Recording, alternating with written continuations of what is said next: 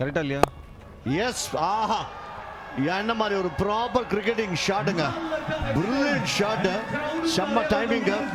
21 for 2 இருக்காங்க so far. But அது போதுமா அப்படிலாம் இல்ல.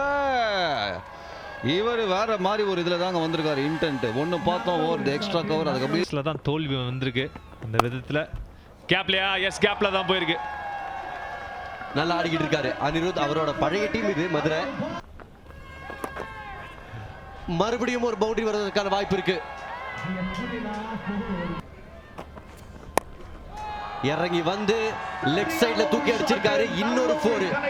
பலமான பவர் பிளே. இந்த மேட்ச் அவங்க ஜெயிக்கணும்.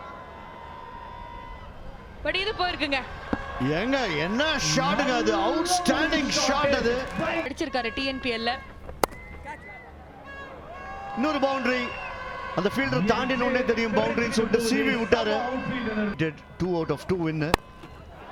ஆஹா, திருப்பி ஸ்ட்ரைட் as an arrow வச்சிருக்காருங்க. 6ங்க. என்னங்க இவர் என்ன பேட்ல சும்மா தட்டுறாரு, எல்லாம் 6ங்க. பட் இன்னைக்கு வேற மாதிரி ஆட்டாரு. அந்த இது வந்து high quality innings. Murugan Ashwin, Anirudh அடிச்சிருக்காரு. ஃபீல்டர் இருக்காரு. நல்ல கேட்ச், நல்ல கேட்ச் சரவணன். இது மேட்ச் டர்னிங் மொமெண்டா இருக்குமா?